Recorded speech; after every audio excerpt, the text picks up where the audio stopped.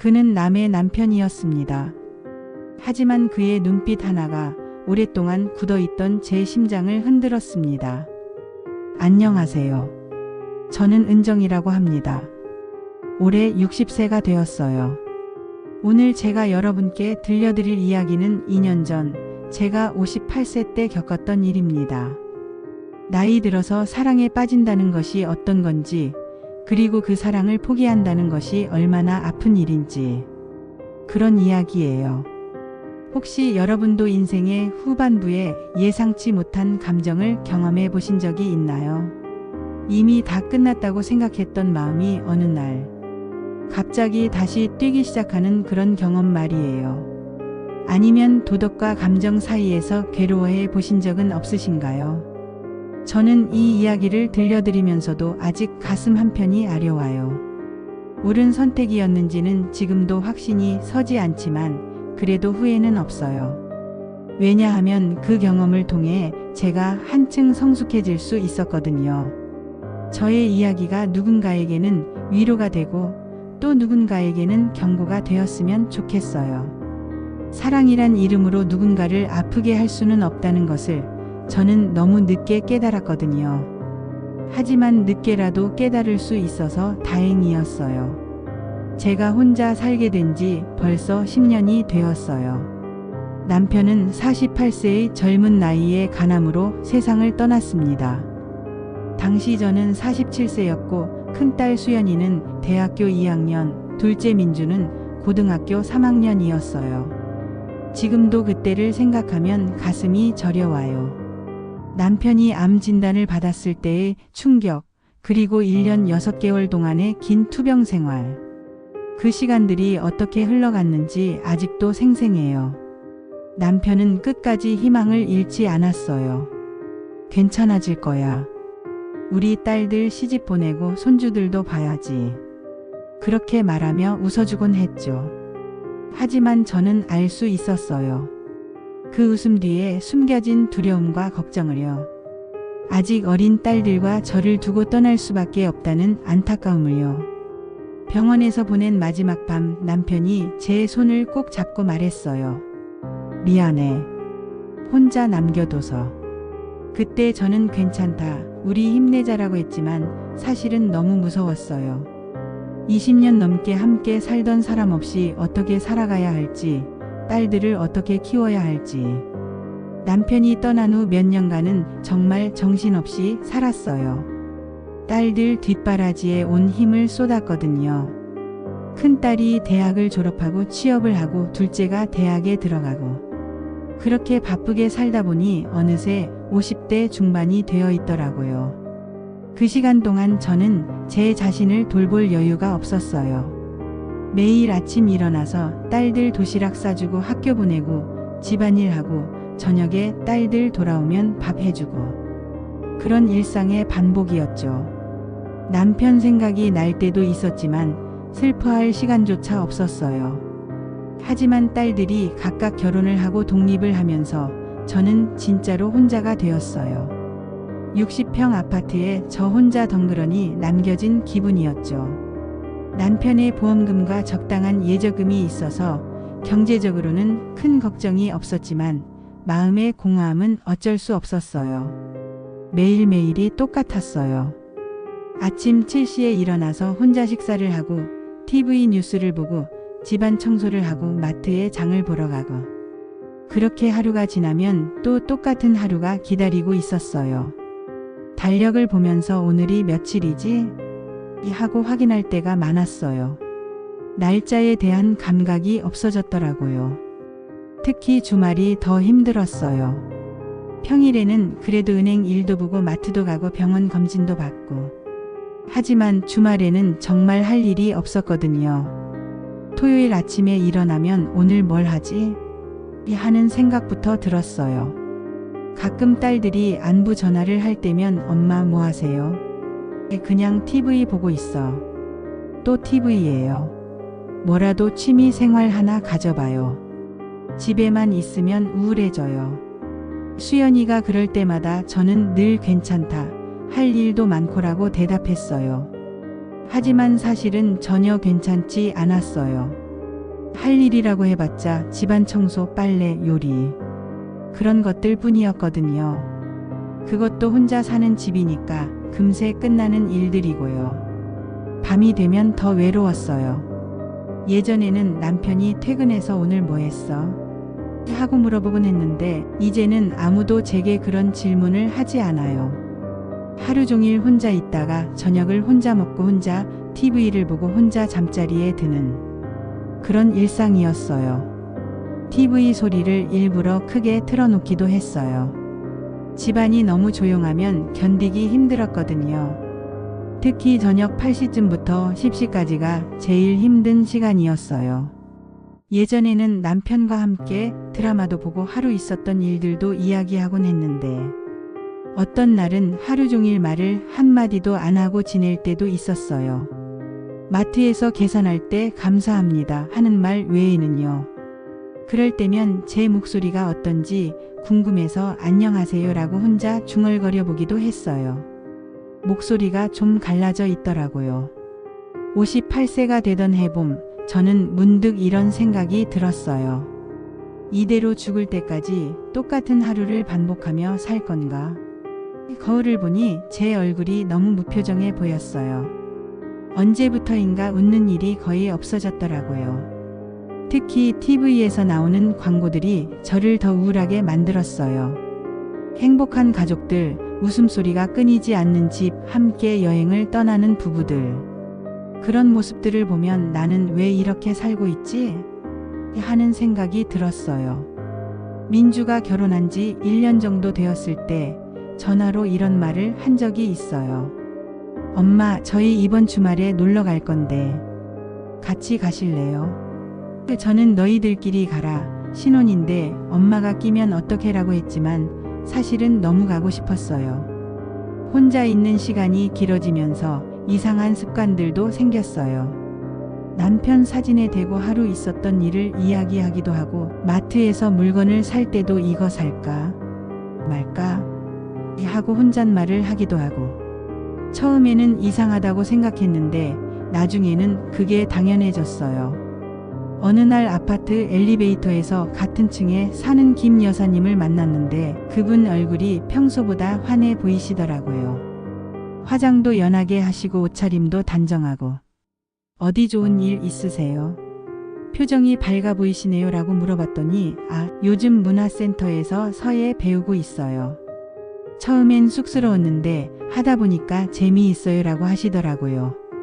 나 같은 사람도 할 수 있을까요? 제가 묻자 김 여사님이 웃으며 말씀하셨어요. 물론이죠. 뭐든 시작이 있어야 끝도 있는 거 아니에요. 은정 씨도 한번 해보세요. 집에만 있으면 정말 병 나요. 저도 작년까지는 은정 씨랑 똑같았거든요. 그 말을 듣고 문득 제가 얼마나 생기 없이 살고 있었는지 깨달았어요. 김 여사님도 저와 비슷한 상황이셨는데 뭔가를 시작하니까 이렇게 달라지셨구나 하는 생각이 들었어요. 그날 저녁 인터넷으로 우리 동네 문화센터를 검색해 봤어요. 정말 다양한 강좌들이 있더라고요. 요가, 댄스, 요리, 그림, 노래, 컴퓨터, 영어 회화. 이렇게 많은 걸 배울 수 있다니 신기했어요. 그 중에서 제 눈에 들어온 건 실버 독서 토론반이었어요. 50세 이상 성인 대상 독서 모임. 선정 도서를 함께 읽고 토론하며 생각을 나누는 시간입니다. 책을 통해 새로운 세상을 만나보세요. 라고 설명이 되어 있었어요. 젊을 때는 책 읽을 시간도 여유도 없었어요. 딸들 키우느라 바빴고 남편 병간호하느라 바빴고 언제나 무언가에 쫓기듯 살았죠. 이제라도 책을 제대로 읽어보면 어떨까 싶었어요. 하지만 며칠 동안 고민했어요. 내가 가서 다른 사람들 앞에서 말을 제대로 할 수 있을까? 책도 많이 읽어본 게 아닌데 괜찮을까? 나보다 똑똑한 사람들만 있으면 어떡하지? 그런 걱정들이 앞섰죠. 수연이에게 전화해서 조심스럽게 물어봤어요. 딸아, 엄마가 문화센터에서 독서 모임 같은 거 해볼까 하는데 어떻게 생각해? 그랬더니 수연이가 너무 좋아하더라고요. 엄마, 정말 좋은 생각이에요. 왜 이제야 그런 생각을 하세요? 당장 등록하세요. 민주에게도 이야기했더니 역시 반가워했어요. 엄마, 그렇게 하세요. 저도 엄마가 집에만 계시니까 걱정이었거든요. 새로운 사람들도 만나시고 좋은 경험이 될 거예요. 딸들의 격려를 받고 나니 조금 용기가 났어요. 하지만 여전히 망설여졌어요. 전화를 들었다 놨다 몇 번을 반복했을까요? 마침내 용기를 내어 문화센터에 전화를 걸었어요. 안녕하세요. 실버 독서 토론반 문의하려고 하는데요. 목소리가 좀 떨렸어요. 네, 다음 주 월요일부터 새 학기 시작합니다. 오셔서 등록하시면 돼요. 매주 월요일 오후 2시부터 4시까지고요. 혹시 많이 어려운가요? 저는 책을 많이 읽어본 편이 아니라서. 아니에요. 전혀 어렵지 않아요. 다들 처음에는 그렇게 말씀하시는데 금세 적응하세요. 부담 갖지 마시고 오세요. 전화를 끊고 나니 오랜만에 가슴이 두근거렸어요. 10년 만에 처음으로 뭔가 새로운 일을 시작하는 거였거든요. 설렘과 불안이 동시에 밀려왔어요. 첫 수업을 며칠 앞두고 저는 나름대로 준비를 했어요. 우선 10년 동안 한 번도 바꾸지 않았던 헤어스타일을 조금 다르게 해보려고 미용실에 갔어요. 미용실 원장님이 어디 특별한 곳 가세요? 오늘 뭔가 다른 느낌으로 해달라고 하시네요 라고 물으시길래 문화센터에서 독서 모임에 참여하게 되었어요 라고 했더니 정말 좋으시겠네요. 새로운 사람들도 만나고 책도 읽고 머리 예쁘게 해드릴게요. 거울을 보니 확실히 전과 다른 느낌이었어요. 좀 더 생기가 있어 보였달까요? 이래도 되나? 하는 생각과 함께 이제 정말 새로운 시작이구나 하는 생각이 들었어요. 집에 돌아와서 옷장을 뒤졌어요. 뭘 입고 갈지 정말 고민이 되더라고요. 너무 화려하면 이상하고 너무 수수하면 또 그렇고. 결국 깔끔한 베이지색 블라우스에 검정 바지를 선택했어요. 거기에 남편이 생전에 선물해 준 작은 진주 목걸이를 매기로 했어요. 첫 수업 전날 저녁 갑자기 겁이 났어요. 내가 뭘 하려고 하는 거지? 10년 동안 집에만 있다가 갑자기 나가서 사람들 앞에서 이야기를 한다고? 그런 생각이 들면서 등록을 취소할까 하는 마음도 생겼어요. 하지만 딸들이 그렇게 격려해 줬는데, 그리고 제가 용기를 내서 결정한 일인데 포기할 수는 없잖아요. 뭐 어떻게든 되겠지. 사람들이 다들 비슷한 처지일 거야 라고 스스로를 달랬어요. 그날 밤은 잠이 잘 오지 않았어요. 긴장도 되고 설레기도 하고 내일부터는 조금 다른 일상이 시작되겠구나 하는 생각에 묘한 기분이 들었어요.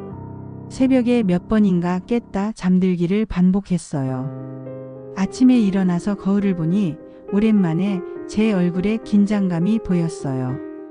뭔가 살아있다는 느낌이 들더라고요. 이런 기분을 느껴본 게 정말 오랜만이었어요. 화장을 하면서도 손이 떨렸어요. 마치 첫 소개팅을 나가는 20살 처녀 같은 기분이랄까요. 점심을 먹으려고 했는데 목에 넘어가지 않았어요.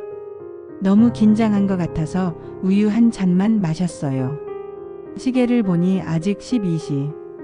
2시까지 2시간이나 남았는데 벌써 이렇게 떨리다니. 드디어 첫 수업 날. 문화센터에 도착하니 생각보다 큰 건물이었어요. 2층으로 올라가는 계단에서 다른 수강생으로 보이는 분들과 마주쳤는데 다들 제 또래거나 조금 더 연세가 많으신 것 같았어요. 그래도 혼자가 아니라는 생각에 조금 안심이 되었어요. 소강의실 앞에 선이 더 떨렸어요. 문 앞에서 잠시 망설였지만 이미 등록비도 냈는데 그냥 돌아갈 수는 없잖아요. 심호흡을 한번 크게 하고 문을 열었어요.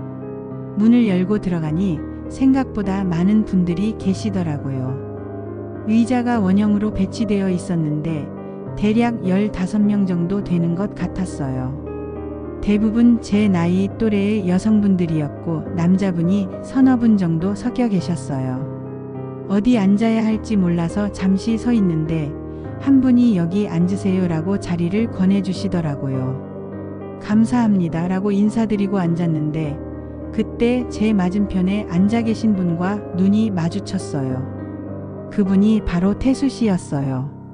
첫인상이 정말 좋았어요. 나이는 저보다 조금 어려 보이셨는데 인상이 참 온화하셨거든요. 짧은 머리에 검은 테 안경을 쓰고 계셨는데 깔끔하게 차려입은 모습이 신뢰감을 주었어요. 무엇보다 눈빛이 따뜻했어요. 처음 보는 사람인데도 왠지 친근한 느낌이 들었어요. 태수 씨가 제게 살짝 고개를 숙여 인사하시는데 저도 모르게 얼굴이 빨개졌어요. 나이 먹어서 이러면 어떡하나 싶었지만 어쩔 수 없더라고요. 오랜만에 이런 두근거림을 느껴봤어요. 곧 강사 선생님이 들어오셨어요. 40대 중반쯤 되어 보이는 여성분이셨는데 밝고 따뜻한 느낌이었어요. 안녕하세요 여러분. 저는 이번 학기 독서 토론반을 맡게 된 박민정입니다. 12주 동안 함께하게 될 텐데요. 오늘은 첫 시간이니까 서로 자기소개부터 해볼까요? 자기소개라니. 정말 오랜만에 하는 일이었어요. 언제 마지막으로 낯선 사람들 앞에서 제 소개를 해봤는지 기억도 안 났어요.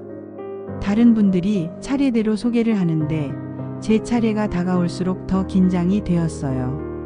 안녕하세요. 최영희입니다. 67세이고 남편과 함께 살고 있어요.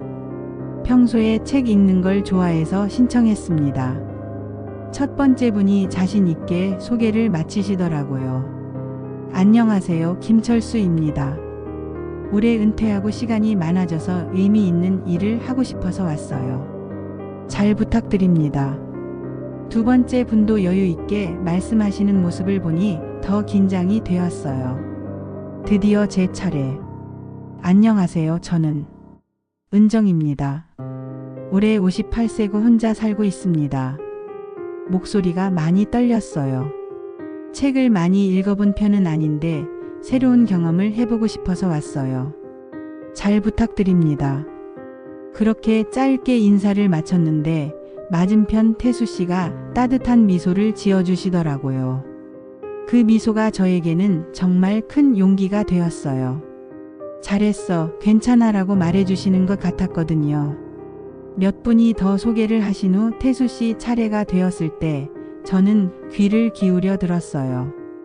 안녕하세요. 저는 태수라고 합니다. 55세이고 직장에서 은퇴 준비를 하며 새로운 취미를 찾고 있어요. 독서를 통해 다양한 생각을 나누고 싶어서 왔습니다. 잘 부탁드려요. 목소리가 참 좋으셨어요. 차분하고 온화한 목소리였죠. 말씀하실 때도 차근차근 신중하게 하시는 모습이 인상적이었어요. 다른 분들과는 뭔가 다른 느낌이었어요. 자기소개가 끝나고 선생님이 이번 학기에 읽을 책들을 소개해 주셨어요. 첫 번째 책은 연어라는 소설이었어요. 다음 주까지 일부를 읽어오세요. 그리고 인상 깊었던 구절이나 생각을 메모해 오시면 좋겠어요. 수업이 2시간 정도 진행되었는데 시간이 어떻게 지나갔는지 모르겠더라고요. 선생님이 책에 대해 설명해 주시는 것도 재미있었고 다른 분들의 이야기를 듣는 것도 흥미로웠어요. 무엇보다 10년 만에 이렇게 여러 사람과 함께 뭔가를 한다는 것 자체가 신선했어요. 첫 수업이 끝나고 나올 때 태수 씨가 저에게 다가오셨어요. 처음이라 어색하셨죠? 저도 마찬가지예요. 정중하게 인사하며 살짝 고개를 숙이시는 모습이 참 인상적이었어요. 네, 정말 오랜만에 이런 자리에 나와봐서 어색했어요. 저는 솔직하게 답했어요. 저도 그래요. 직장 다닐 때는 바빠서 이런 여유가 없었거든요. 이제야 이런 걸 해볼 수 있게 되었네요. 태수 씨가 말씀하시는데 목소리에서 진정성이 느껴졌어요. 은퇴 준비를 하고 계시는군요. 네, 내년이면 정년이에요. 35년 직장 생활이 끝나는 거죠. 그 후에 뭘 할지 미리 생각해 보려고요. 35년이라니 정말 오래 하셨네요. 그러게요. 돌이켜보니 일만 하며 살았던 것 같아요. 이제는 조금 다르게 살아보고 싶어서요. 잠깐의 대화였지만 태수 씨에게서 무언가 특별한 느낌을 받았어요. 말할 때 상대방의 눈을 바라보시고 진심으로 경청해 주시는 느낌이었거든요. 그런 분을 만난 지 정말 오랜만이었어요. 남편 외에는 이렇게 진지하게 대화해 본 적이 언제였는지. 그럼 다음 주에 또 뵙겠습니다. 태수 씨가 정중하게 인사하며 돌아서시는데 저는 그분의 뒷모습을 한동안 바라봤어요. 어깨가 넓고 키도 적당하고 걸음걸이도 안정적이었어요. 뭔가 믿음직스러운 느낌이었달까요. 문화센터에서 나와 버스 정류장까지 걸어가는 길 마음이 이상하게 가벼웠어요. 오랜만에 새로운 사람들을 만났다는 것, 그리고 그 중에 좋은 인상을 준 분이 계신다는 것. 10년 만에 이런 기분을 느껴봤어요. 버스 안에서 창밖을 바라보며 생각했어요. 오늘 정말 잘한 것 같아. 용기 내서 나온 보람이 있었어. 그리고 자꾸 태수 씨 생각이 났어요. 차분한 목소리, 따뜻한 미소, 진지한 눈빛. 집에 도착해서 거울을 보니까 제 얼굴이 조금 달라 보였어요. 뭐라고 할까, 생기가 돈다고 해야 할까요? 그동안 무표정했던 얼굴에 약간의 활기가 보였어요. 이런 게 사람이 사는 거구나 하는 생각이 들었어요. 그날 저녁 받아온 첫 번째 책 연어를 펼쳐들었어요. 표지에 그려진 연어 그림이 어딘가 쓸쓸해 보이면서도 의지가 강해 보였어요. 연어가 고향 강으로 돌아가는 이야기라고 하던데 왜인지 제 마음에 와닿았어요. 책을 읽기 시작했는데 처음에는 집중이 잘 안 되었어요. 10년 동안 소설책을 거의 안 읽어서 그런가 했는데 몇 장 넘기다 보니 점점 빠져들더라고요. 주인공이 고향을 떠나 먼 바다에서 헤매다가 다시 돌아오는 이야기였는데 왜인지 제 인생과 비슷한 느낌이 들었어요. 특히 이런 구절이 있었어요. 그는 오랫동안 잊고 살았던 감정을 다시 느끼기 시작했다. 마치 꽁꽁 언 강물이 봄볕에 녹기 시작하는 것처럼. 이 부분을 읽으면서 가슴이 뭉클했어요. 오늘 태수 씨를 만났을 때의 기분이 바로 이런 게 아닐까 싶었거든요. 그날 밤 오랜만에 설레는 마음으로 잠들었어요. 내일이 아니라 다음 주가 기다려졌어요. 다시 태수 씨를 만날 수 있는 날 말이에요. 그분과 이 책에 대해 어떤 대화를 나눌까, 그런 생각에 마음이 두근거렸어요. 다음 날부터 일주일 동안 저는 평소와 다른 생활을 했어요. 책을 읽는 시간이 생겼으니까 TV 보는 시간이 줄었고 뭔가 기다림이 있으니까 하루하루가 의미 있게 느껴졌어요. 수연이가 전화했을 때 엄마 목소리가 좋아 보이시네요. 무슨 좋은 일 있으세요? 라고 하더라고요. 아, 어제 문화센터 첫 수업을 갔다 왔어. 정말요? 어땠어요? 생각보다 괜찮았어. 좋은 분들이 많이 계시더라. 저는 태수 씨 얘기는 하지 않았어요. 아직 뭐라고 말할 단계도 아니고 혹시 딸이 오해할까 봐서요. 하지만 목소리에는 어쩔 수 없이 기쁨이 묻어났나 봐요. 일주일 내내 책을 읽으면서 저는 태수 씨와 나눌 대화를 상상해 봤어요. 이 부분에 대해 태수 씨는 어떻게 생각하실까? 혹시 태수 씨도 이 구절을 인상 깊게 보셨을까? 그런 생각들이 책 읽는 재미를 더해 주었어요. 금요일이 되었을 때 저는 벌써부터 월요일이 기다려졌어요. 뭘 입고 갈지도 미리 생각해 놨고 책에서 인상 깊었던 부분들도 메모해 놨어요. 이런 기분을 느껴본 게 정말 오랜만이었어요. 토요일 저녁 민주가 남편과 함께 놀러 왔어요. 엄마 요즘 많이 밝아 보이세요. 독서 모임이 그렇게 좋아요. 응, 생각보다 재미있더라. 새로운 사람들도 만나고. 그래요. 좋은 분들이세요. 응, 다들 나와 비슷한 또래인데 생각도 깊으시고. 특히 한 분은. 저는 말을 멈췄어요. 사위까지 있는 자리에서 남자분 얘기를 할 수는 없잖아요. 특히 한 분은 뭐요? 민주가 궁금해 하더라고요. 아무것도 아니야. 그냥 열심히 하시는 분이 계시더라고. 그날 밤 혼자 있으면서 생각했어요. 나 지금 뭔가 기대하고 있는 건가? 58살이 되어서 이런 감정을 느끼는 게 이상한 건 아닐까? 하지만 동시에 이런 생각도 들었어요. 그래도 이렇게 설레는 게 나쁘지 않아. 10년 만에 느끼는 감정인데 드디어 둘째 수업날. 일주일을 기다린 보람이 있었어요. 일찍 도착해서 제자리에 앉았는데 태수 씨는 저보다 조금 늦게 오셨어요. 교실에 들어서면서 저를 찾아서 미소를 지어주시더라고요. 그 순간 제 하루가 밝아지는 것 같았어요. 지난주에 나눠준 책 읽어오셨어요? 태수 씨가 자연스럽게 말을 걸어주셨어요. 네, 읽어왔어요.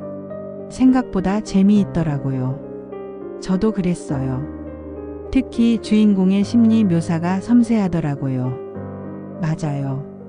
연어가 고향으로 돌아가면서 느끼는 복잡한 감정들이 정말 잘 표현되어 있던데요. 은정 씨도 그렇게 생각하세요? 저는 특히 꽁꽁언. 강물이 봄볕에 녹기 시작하는 것 같다는 표현이 인상 깊었어요. 저는 깜짝 놀랐어요.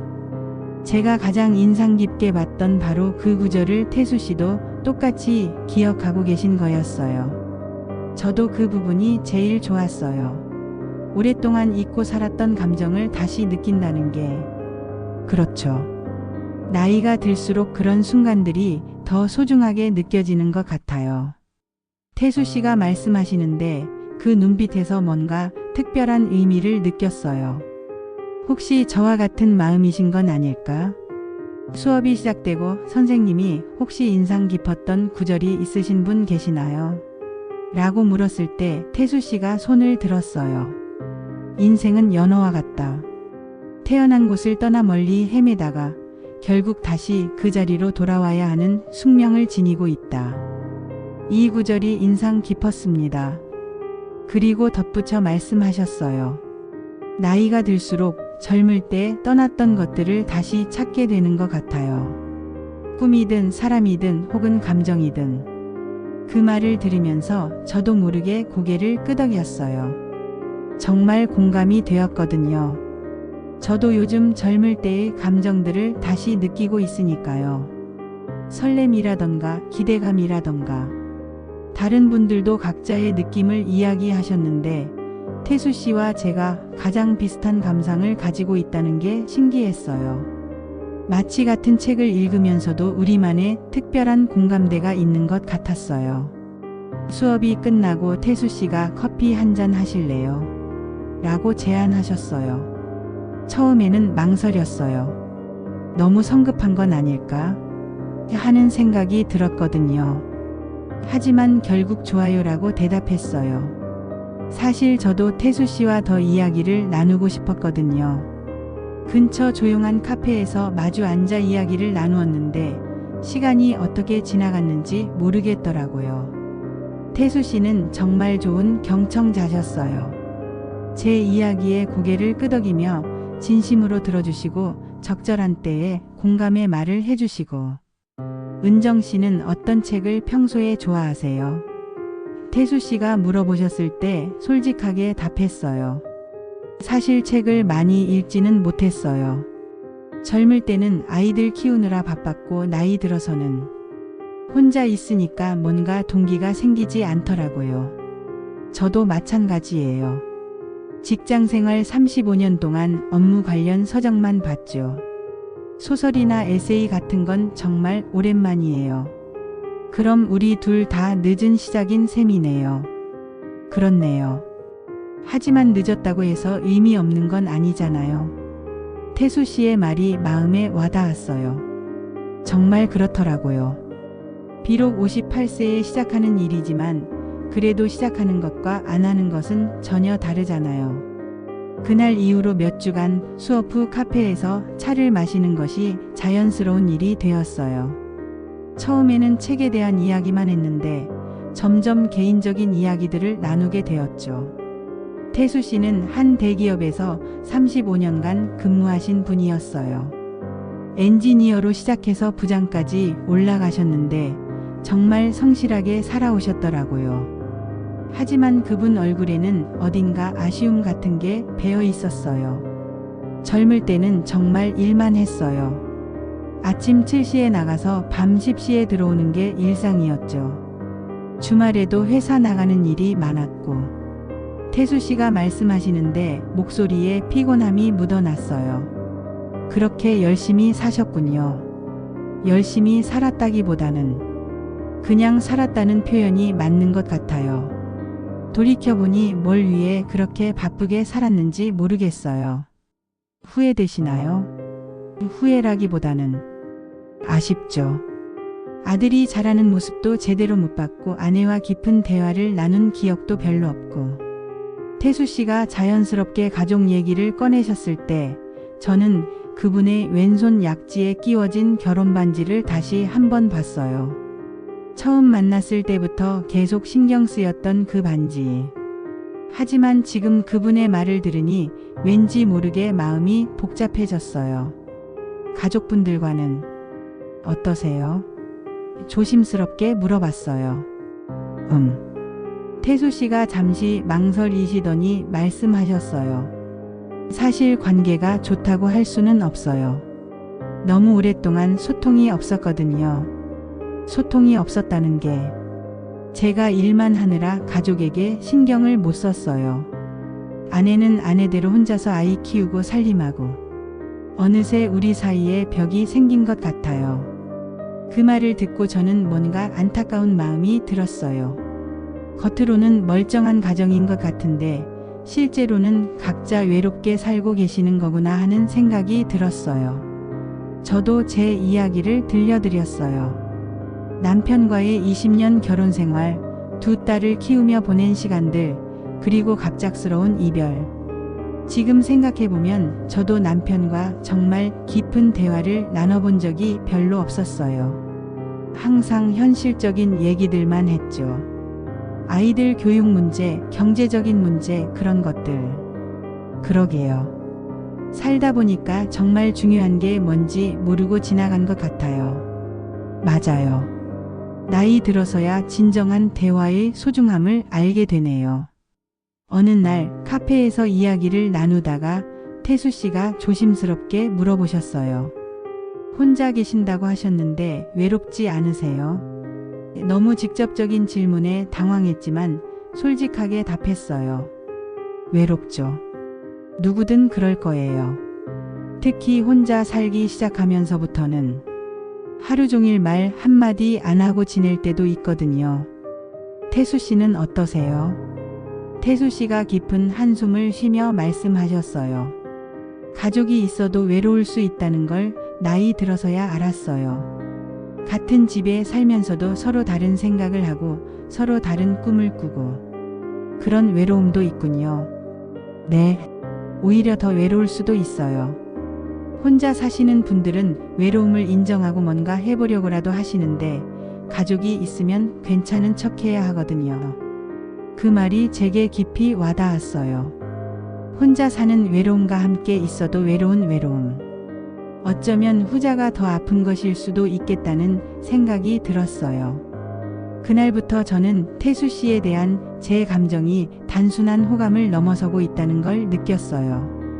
하지만 동시에 불안했어요. 그분은 결혼하신 분이고 저는 어떤 마음을 품어도 될까요?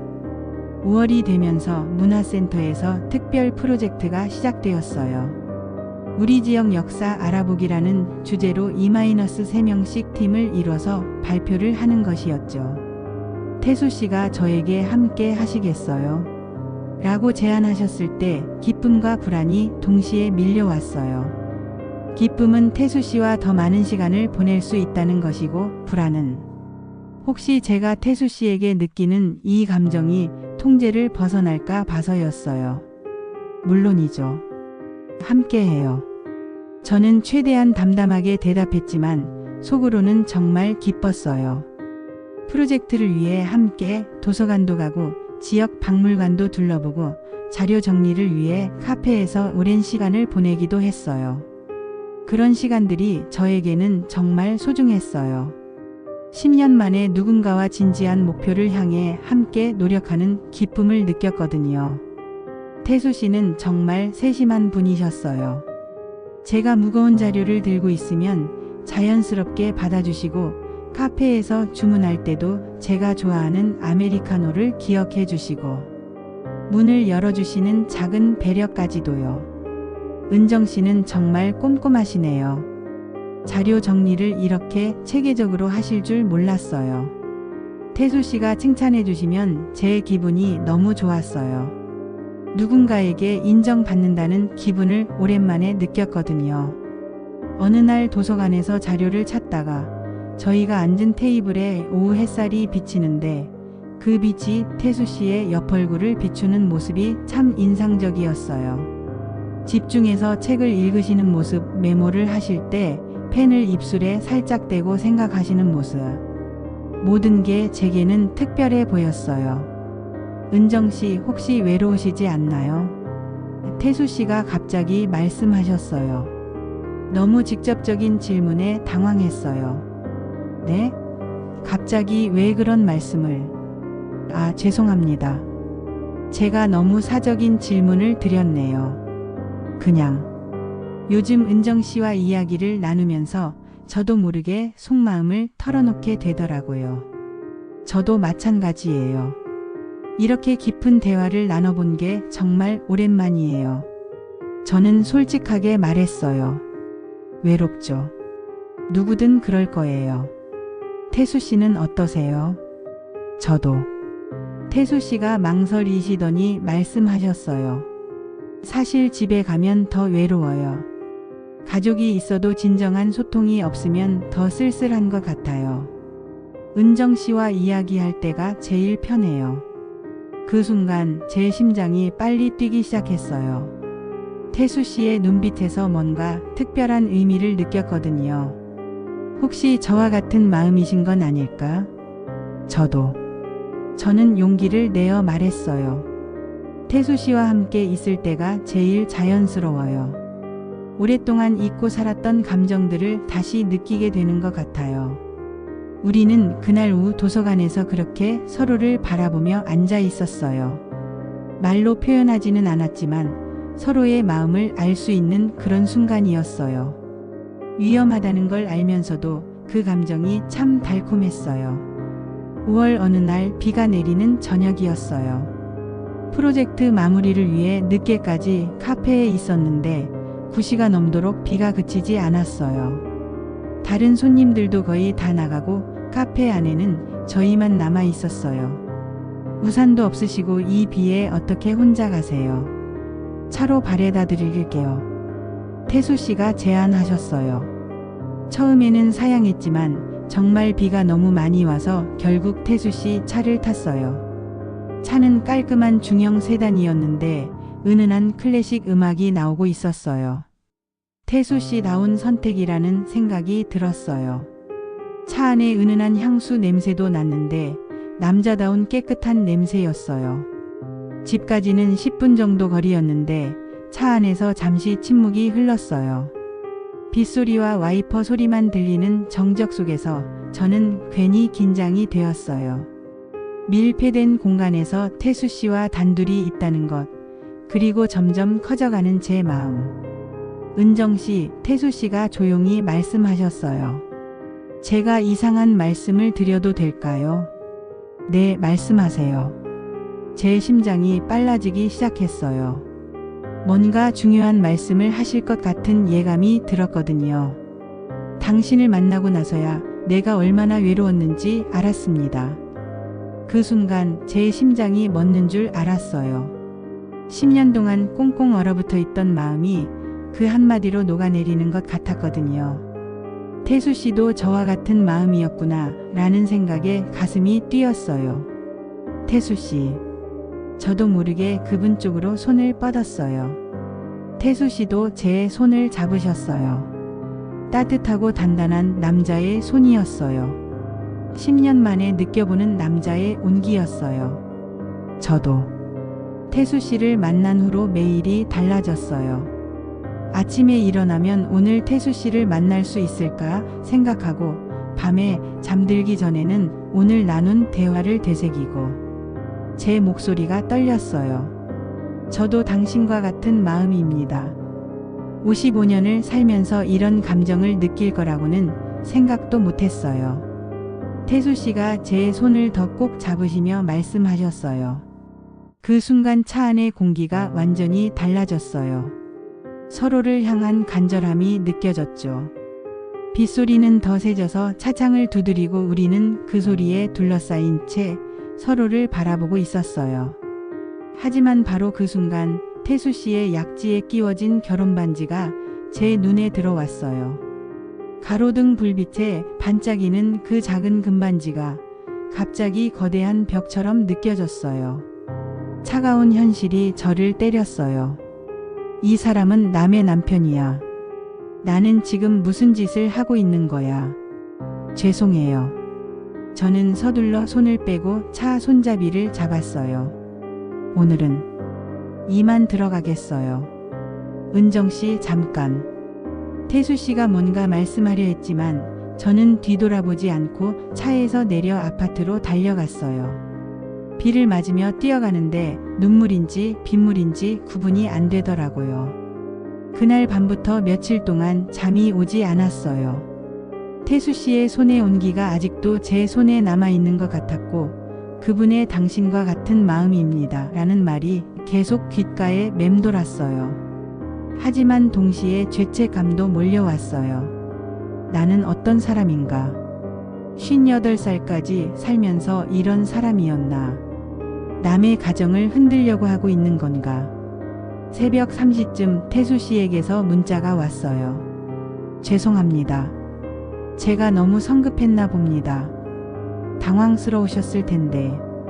그 문자를 보며 더욱 복잡한 마음이 들었어요.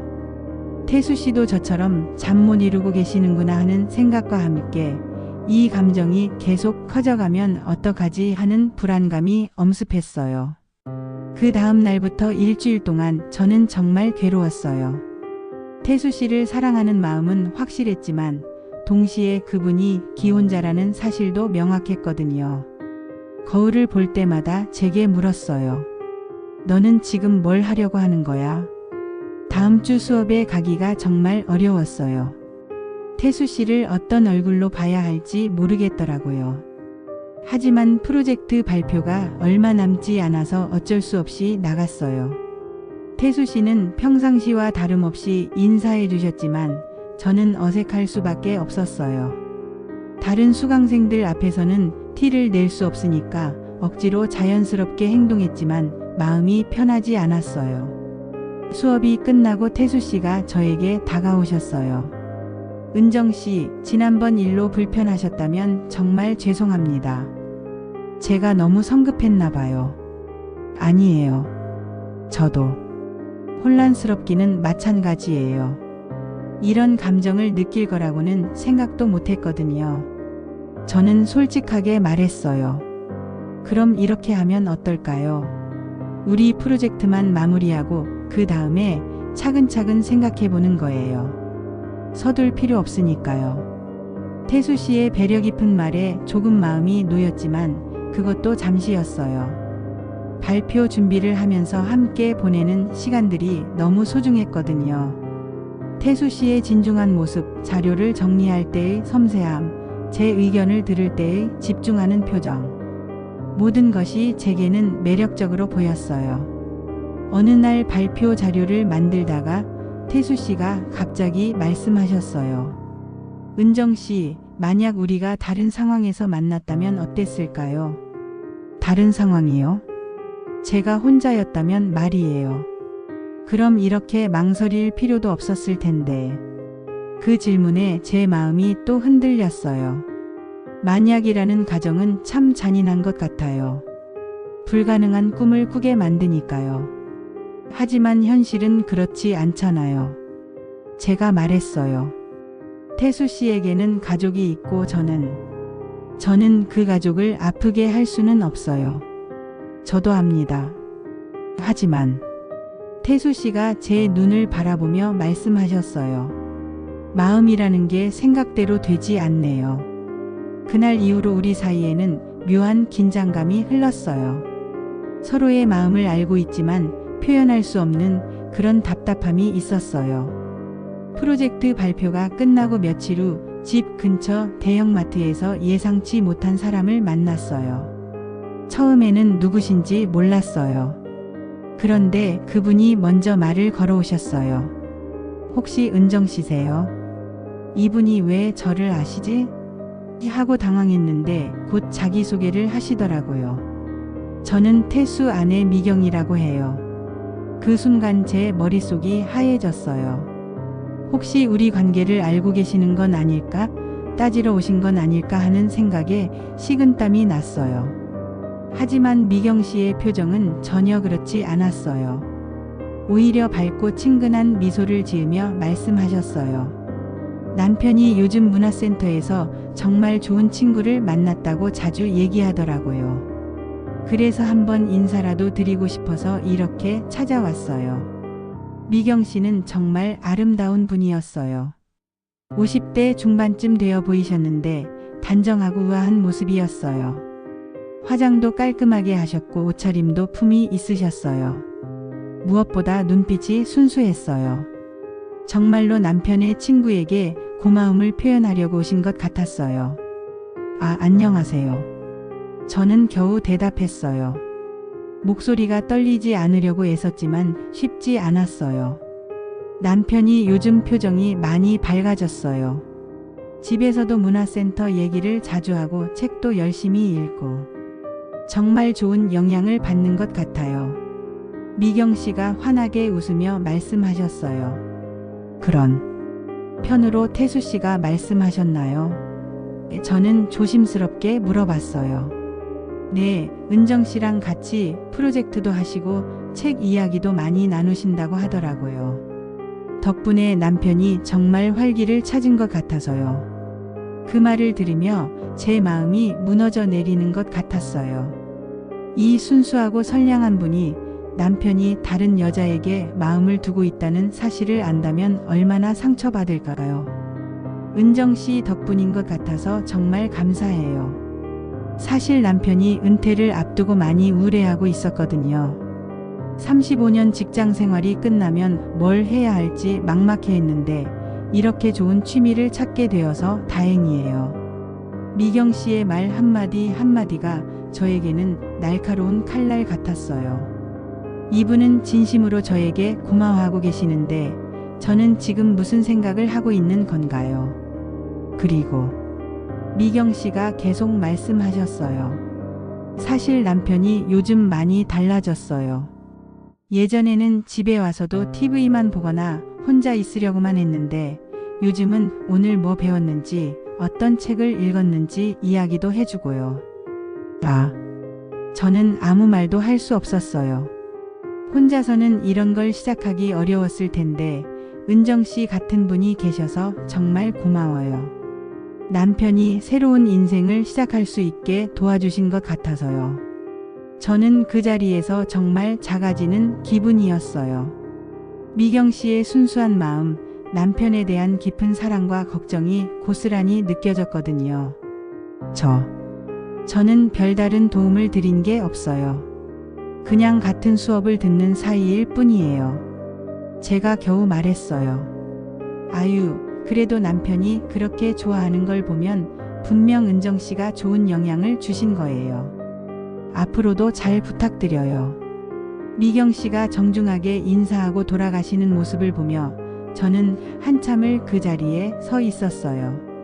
장바구니를 든 손이 떨렸어요. 집에 돌아가서도 미경 씨의 얼굴이 계속 떠올랐어요. 순수한 미소, 남편에 대한 걱정과 사랑, 저에 대한 진심 어린 감사. 그 모든 것들이 저를 더욱 괴롭게 만들었어요. 내가 지금 뭘 하고 있는 거지? 저렇게 좋은 분의 가정을 흔들려고 하고 있는 건가? 그날 밤 거울 앞에서 제 모습을 오랫동안 바라봤어요. 너는 지금 무슨 짓을 하려고 하는 거야? 58살까지 살면서 이런 사람이었어? 제 자신에게 묻고 또 물었어요.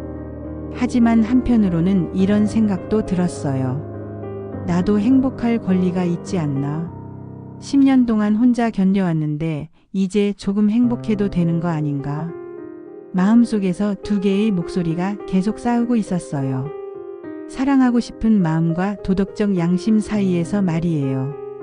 며칠 후 태수 씨와 만났을 때 평소보다 많이 침울해 보이셨어요. 은정 씨, 혹시 우리 아내가 찾아갔다고 들었는데. 네, 다녀가셨어요. 저는 최대한 담담하게 대답했어요. 뭐라고 하던가요? 태수 씨의 목소리에 걱정이 묻어났어요. 좋은 친구를 만나서 감사하다고 하시더라고요. 태수 씨 표정이 많이 밝아졌다면서요. 저는 미경 씨의 말을 그대로 전했어요. 태수 씨가 깊은 한숨을 쉬었어요. 그런 말을 들으니까 더 괴로워요. 아내는 아무것도 모르고 저를 믿고 있는데. 태수 씨, 저도 용기를 내어 말을 시작했어요. 이제 그만하는 게 맞지 않을까요? 이렇게 계속하다가는 모두가 힘들어질 것 같아요. 태수 씨가 제 눈을 바라보셨어요. 그 눈빛에는 아쉬움과 안타까움이 가득했어요. 저도 같은 생각이에요. 하지만 마음이 쉽게 정리가 되지 않네요. 저도 마찬가지예요. 하지만 이게 옳은 일이라는 걸 알잖아요. 제가 말했어요. 미경 씨를 만났는데 정말 좋은 분이시더라고요. 저 때문에 그분이 상처받을 수는 없어요. 은정 씨.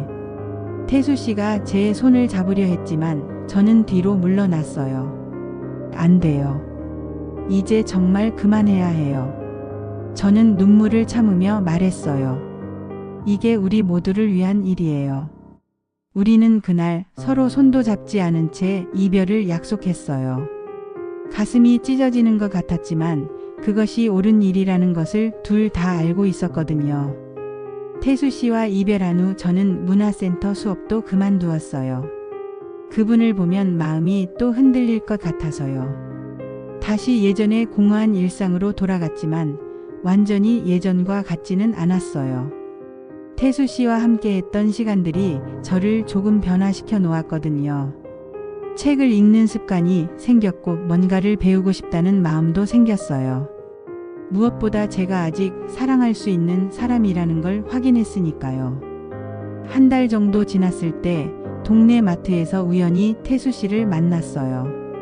서로 놀란 표정으로 바라보다가 태수 씨가 먼저 말을 걸었어요. 어떻게 지내세요? 그냥 예전처럼 지내고 있어요. 태수 씨는요? 저도 비슷해요.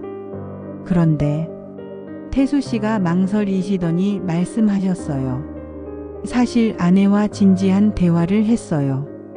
제 심장이 쿵 떨어지는 느낌이었어요. 혹시 우리 관계를 말씀하신 건 아닐까요? 당신에 대해서요. 아내에게 솔직하게 말했어요. 다른 여자를 좋아하게 됐다고. 그래서 어떻게 되었어요? 제 목소리가 떨렸어요. 처음에는 많이 울었어요. 하지만 며칠 후에 말하더라고요. 이혼하자고. 태수 씨의 목소리가 많이 가라앉아 있었어요. 아내도 느끼고 있었던 것 같아요. 우리 사이가 예전 같지 않다는 걸. 저는 아무 말도 할 수 없었어요. 기쁨과 걱정이 동시에 밀려왔거든요. 태수 씨가 저를 위해 그런 결정을 내리셨다는 것은 고마웠지만 동시에 부담스럽기도 했어요. 그럼 정말 이혼을 하시는 건가요? 절차를 밟고 있어요. 아들도 이제 성인이고 아내도 결국 동의했거든요. 서로를 위해서라고 하면서요. 며칠 후 태수 씨로부터 전화가 왔어요. 은정 씨 만나서 이야기할 수 있을까요? 중요한 얘기가 있어요. 저는 근처 조용한 공원에서 만나기로 했어요. 벤치에 앉아 기다리는 동안 제 마음도 복잡했어요. 태수 씨가 무슨 말씀을 하실까? 그리고 저는 어떻게 대답해야 할까? 공원에서 만난 태수 씨의 표정은 전과 달랐어요. 뭔가 결심한 듯한 확신에 찬 표정이었어요. 이혼 절차가 거의 끝나가고 있어요. 다음 달이면 모든 게 정리될 것 같아요. 태수 씨가 차분하게 말씀하셨어요. 그렇군요. 저는 복잡한 마음으로 대답했어요. 은정 씨, 태수 씨가 제 손을 잡으시며 진지하게 말씀하셨어요. 저와 함께 새 출발을 해주시겠어요? 이제 우리는 자유로워요. 누구에게도 미안해할 필요 없이 당당하게 사랑할 수 있어요.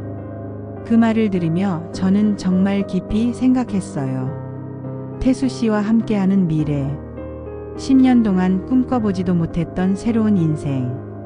분명 행복할 것 같았어요. 하지만 동시에 여러 가지 생각들이 머릿속을 스쳐 지나갔어요. 미경 씨는 정말 괜찮을까? 20년 넘게 함께 산 부부가 이렇게 헤어져도 되는 건가? 아들은 어떨까? 그리고 내가 진정 사랑하는 것은 태수 씨일까? 아니면 나를 필요로 하는 누군가가 있다는 그 사실일까? 태수 씨. 저는 천천히 입을 열었어요. 정말 고마워요. 저를 이렇게 생각해 주시고 이런 큰 결단을 내려주시고. 하지만요. 태수 씨가 제 표정을 읽으신 것 같았어요. 하지만 저는 안 될 것 같아요. 그 말을 하는 순간 제 가슴도 찢어지는 것 같았어요. 왜요? 이제 모든 장애물이 사라졌는데. 태수 씨가 놀란 표정으로 물어보셨어요. 그게 문제예요.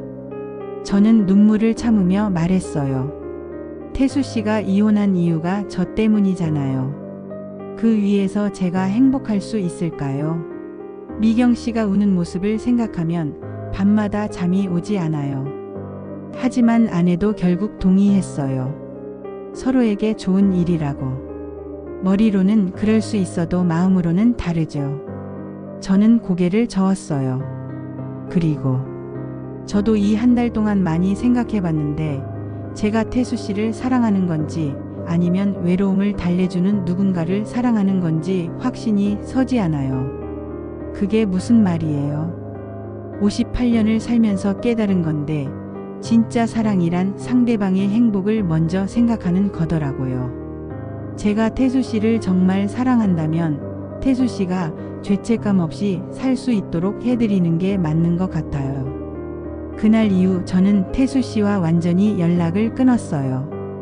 태수 씨가 며칠 동안 계속 전화를 하시고 문자도 보내셨지만 저는 받지 않았어요.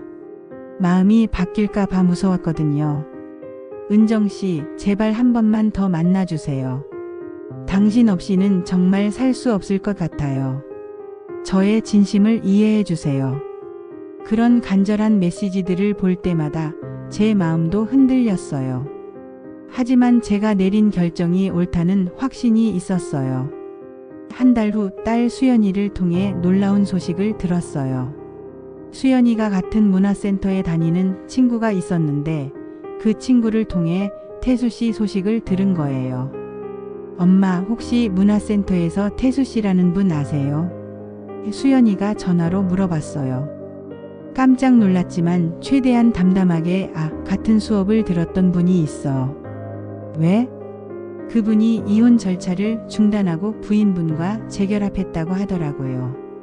상담도 받고 부부가 새로운 마음으로 다시 시작하기로 했다면서요. 그 소식을 듣고 저는 한편으로는 안도했고 한편으로는 뭔가 허전한 마음이 들었어요. 그래, 그게 맞는 거야. 20년 넘게 함께 산 부부가 한순간의 감정으로 헤어질 필요는 없잖아.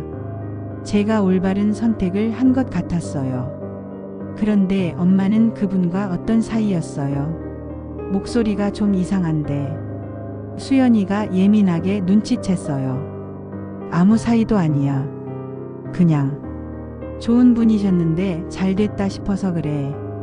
저는 최대한 자연스럽게 대답했어요.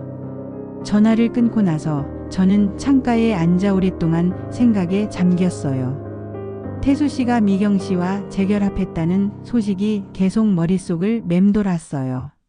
섭섭한 마음이 없다고 하면 거짓말이겠지만 그래도 다행이라는 생각이 더 컸어요. 지금 돌이켜보면 그 2달 남짓한 시간이 제게는 정말 소중한 경험이었어요. 58세에 다시 사랑이라는 감정을 느껴봤다는 것, 그리고 그 사랑을 현명하게 포기할 줄도 안다는 것을 배웠거든요. 태수 씨와의 일이 정리된 후 저는 새로운 문화센터를 찾았어요. 조금 멀지만 다른 구에 있는 곳이었죠. 이번에는 서예 교실을 선택했어요. 책 읽기와는 또 다른 매력이 있더라고요. 서예를 배우면서 만난 분들도 정말 좋았어요. 70대 할머니부터 50대 아주머니까지 다양한 연령대의 분들이 계셨는데 모두들 자신만의 이야기를 가지고 계셨어요. 물론 태수 씨 같은 특별한 감정은 없었지만 그것도 괜찮았어요. 모든 만남이 사랑일 필요는 없으니까요. 붓으로 한자 한자 써내려가면서 제 마음도 점점 안정을 찾아갔어요. 특히 지족 상랑 만족할 줄 알면 항상 즐겁다는 글귀를 쓸 때는 정말 마음에 와닿았어요. 요즘 저는 혼자만의 시간을 더 소중히 여기게 되었어요. 태수 씨와의 만남을 통해 제가 얼마나 외로웠는지 알게 되었지만 동시에 혼자서도 충분히 행복할 수 있다는 것도 깨달았어요. 아침에 일어나서 창문을 열고 신선한 공기를 마실 때, 혼자서 차를 우려 마시며 책을 읽을 때, 서예 붓으로 마음에 드는 글귀를 쓸 때, 그런 순간들이 제게는 소중한 행복이에요. 6개월쯤 지나서 병원에서 정기검진을 받고 나오는 길에 태수 씨와 미경 씨 부부를 우연히 마주쳤어요. 둘이서 나란히 걸어가는 모습이 보기 좋더라고요. 태수 씨는 조금 살이 찐 것 같았고 미경 씨는 예전보다 더 환해 보였어요. 태수 씨가 저를 발견하고 잠시 놀란 표정을 지었지만 곧 정중하게 인사했어요. 안녕하세요. 저도 자연스럽게 인사를 받았어요. 네, 안녕하세요. 미경 씨도 저를 알아보시고 반가워하셨어요. 어머, 은정 씨. 오랜만이에요. 어떻게 지내셨어요? 잘 지내고 있어요. 두 분은 어떠세요? 저는 최대한 밝게 답했어요. 저희도 잘 지내고 있어요. 요즘 남편이랑 같이 등산도 다니고 여행 계획도 세우고 있어요. 미경 씨가 행복해 보이는 표정으로 말씀하셨어요. 태수 씨와 저는 서로의 눈을 잠깐 마주쳤는데 그 순간 많은 이야기가 오갔던 것 같아요. 고마움, 미안함, 그리고 서로의 행복을 바라는 마음. 그럼 저는 이만. 제가 먼저 자리를 뜨려고 하는데 태수 씨가 조용히 말씀하셨어요. 은정 씨, 정말 감사했습니다. 그 한마디에 담긴 의미를 저는 알 수 있었어요. 그분도 우리가 내린 선택이 옳았다는 걸 깨달으신 거죠. 저도 좋은 경험이었어요. 두 분 행복하세요. 저는 진심으로 말했어요. 그날 저녁 집에서 혼자 차를 마시며 생각했어요.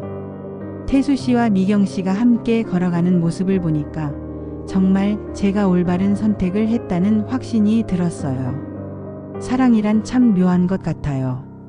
때로는 가지는 것보다 포기하는 것이 더 큰 사랑일 수 있다는 걸 저는 이번 일을 통해 배웠어요. 나이 들어서 배운 교훈치고는 좀 늦은 감이 있지만 그래도 배우지 못하는 것보다는 훨씬 나았죠. 58세에 느꼈던 그 설렘, 그 간절함, 그리고 그것을 포기하면서 느꼈던 아픔.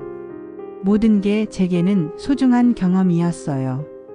그 경험이 있었기에 지금의 제가 있는 거죠. 요즘은 가끔 길에서 중년 부부들이 손을 잡고 걸어가는 모습을 봐도 부럽지 않아요. 대신 저렇게 함께 할 수 있다는 건 정말 좋은 일이구나 하는 따뜻한 마음으로 바라보게 됐어요. 지금 저는 60세가 되었어요. 서예도 2년째 배우고 있고 작은 도서관에서 독서지도 봉사활동도 시작했어요. 아이들에게 책을 읽어주는 일인데 정말 보람 있어요. 딸들도 제가 많이 밝아졌다고 해요. 엄마 요즘 정말 달라 보이세요. 뭔가 깊이가 생긴 것 같아요. 민주가 그러더라고요. 깊이라니?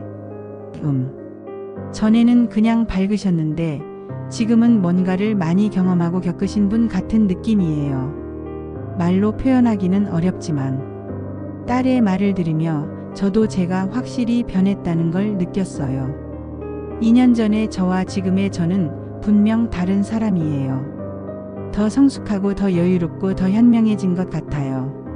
사랑은 뜨겁지만 모든 사랑이 지켜야 할 선이 있다는 걸 저는 58세가 되어서야 알았습니다.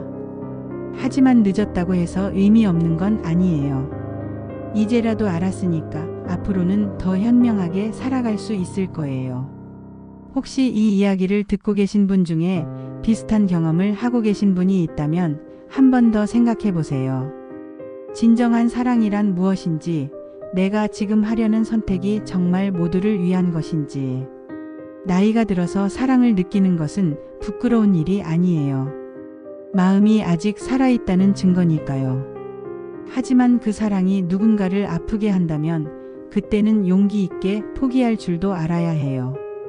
60세가 되어서야 깨달은 이 교훈이 여러분께는 조금이라도 도움이 되었으면 좋겠어요. 사랑에는 나이가 없다고 하지만 지혜로운 사랑을 하기 위해서는 충분한 성숙함이 필요한 것 같아요. 제가 태수 씨를 포기한 건 사랑하지 않아서가 아니라 진정으로 사랑했기 때문이에요. 그분과 그분의 가족이 행복하기를 바랐으니까요. 지금도 가끔 태수 씨 생각을 해요. 미경 씨와 함께 행복하게 살고 계실까? 건강하게 지내실까? 그런 생각을 하면 마음이 따뜻해져요. 그분들의 행복을 위해 제가 한 선택이 옳았다는 확신이 들거든요. 긴 이야기 들어주셔서 정말 고마워요. 혹시 제 이야기가 누군가에게는 위로가 되고 누군가에게는 지혜가 되었으면 좋겠어요. 사랑한다는 것은 때로는 놓아주는 것이기도 하다는 걸 60세가 되어서야 배웠지만 그래도 배울 수 있어서 감사해요. 앞으로도 더 지혜롭고 따뜻한 사람이 되기 위해 노력하며 살아가겠습니다. 여러분도 모두 건강하시고 현명한 사랑을 하시길 바라요. 감사합니다.